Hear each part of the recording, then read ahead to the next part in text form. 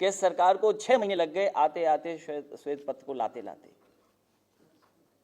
6 महीने लग गए।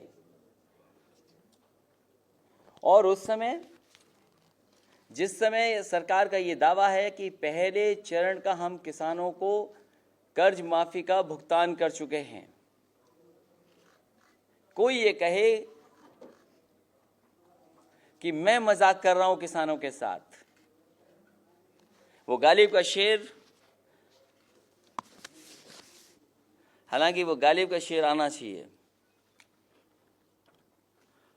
उम्र भर हम ये गलती करते रहे, धूल चेहरे पे थी और हम आईना साफ करते रहे।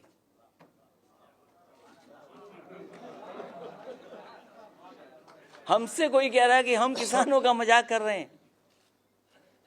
मैंने इटावा के 3 किसानों का इंटरव्यू देखा है,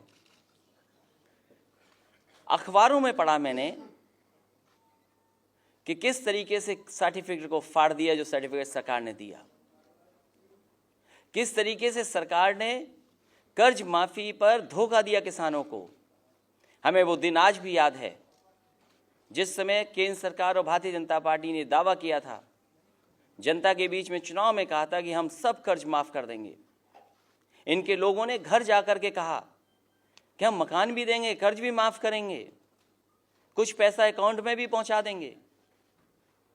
तो किसान सोच रहा था कि पूरा कर्ज माफ होगा। देश के इतिहास में, दुनिया के इतिहास में और लोकतंत्र के इतिहास में कभी भी किसानों का पैसे में कर्ज माफ नहीं हुआ होगा। वो भी उदाहरण भारतीय जनता पार्टी ने पेश कर दिया। असली धोखा और मजाक अगर किसी ने किया है तो भारतीय जनता पार्टी की सरकार ने किया है, और यहां की सरकार ने इसलिए भी किया है, इन्होंने बहुत दावा ठोका कि किसानों का हम कर्ज माफ कर देंगे, 36,000 करोड़ रुपए और इतने लाख किसानों का हम कर्ज माफ करेंगे। अब तो सच्चाई सामने है। जो किसान कह रहा है, कभी किसान की सुन लेना, किसान कह रहा खुद कि मेरे साथ मजाक हुआ है, मेरे साथ धोखा हुआ है। और पैसे कोई समाजवादियों ने नहीं दिए। पैसे को देने का काम अगर किसी ने किया है तो भारतीय जनता पार्टी की सरकार और उन अधिकारियों ने दिए हैं पैसों के सर्टिफिकेट। कम से कम कुछ सर्टिफिकेट मुख्यमंत्री खुद देख लेते। उन्होंने लगता है कोई सर्टिफिकेट नहीं देखा। इतनी जल्दी में थे, इतनी उपलब्धि की खुशी में थे कि लग रहा था कि सब किसान खुश हो जाएगा, इसलिए उन्होंने सर्टिफिकेट पे नहीं देखा कि कितना पैसा लिखा हुआ है, सीधा सीधा दे दिया। और फिर बात तो पूरे कर्ज माफ की थी, कर्ज तो पूरा माफ होना चाहिए था किसानों का, उसके परिवार की मदद होनी चाहिए थी। कहीं कुछ नहीं हुआ है। इतना बड़ा धोखा सरकार ने दिया है।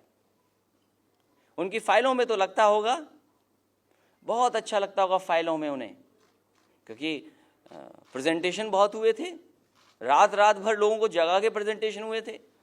और जब तस्वीरें दिन की देखते थे तो कई मंत्री लोग सो जाते थे। लगता है जब सर्टिफिकेट बने होंगे तो कुछ लोग सो गए होंगे, जब छपे होंगे तो कुछ लोग सो गए होंगे, और जब सर्टिफिकेट दिया होगा तो आंख बंद करके सर्टिफिकेट दे दिया होगा।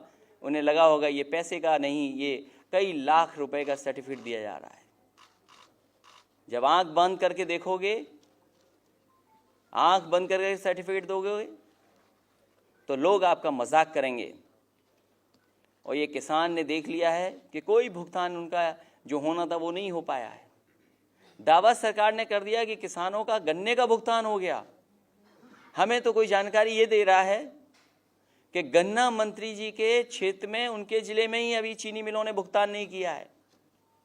कई चीनी मिल मालिक तो ऐसे हैं, पुलिस भेज दो, कार्रवाई कर दो, तब भी पैसा नहीं देते हैं। कम से कम इन्होंने कहा था कि हम 15 दिन के अंदर किसानों का बकाया भुगतान कर देंगे।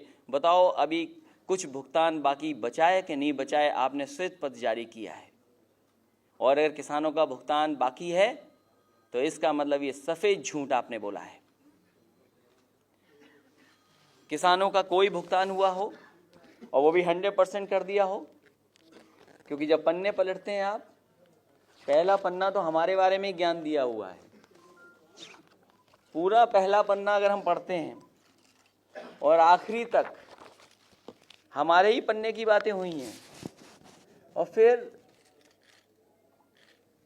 ये मेट्रो भारतीय जनता पार्टी का सपना कैसे हो सकता है? हमने तो ऐड रेडियो पे सुना, टीवी पर देख लिया, कहा कि ये सपना भारतीय जनता पार्टी का था और मेट्रो वो सपना हकीकत जमीन पर उतार दी। कमाल का सपना देखते हो। आपने सपना वाराणसी का क्यों नहीं देखा? आपने सपना कानपुर का क्यों नहीं देखा? और फिर सपना देखा खुली आंखों से दिन में कोई सपना देखता है? मुख्यमंत्री जी ने ऐसा दिन में सपना देखा और कहा कि हम झांसी में और गोरखपुर में मेट्रो बनवा देंगे। मैंने उस समय भी कहा था, फिर कहता हूं और लगातार कहूंगा ये बात कि और मेट्रो बने ना बने, क्योंकि प्रधान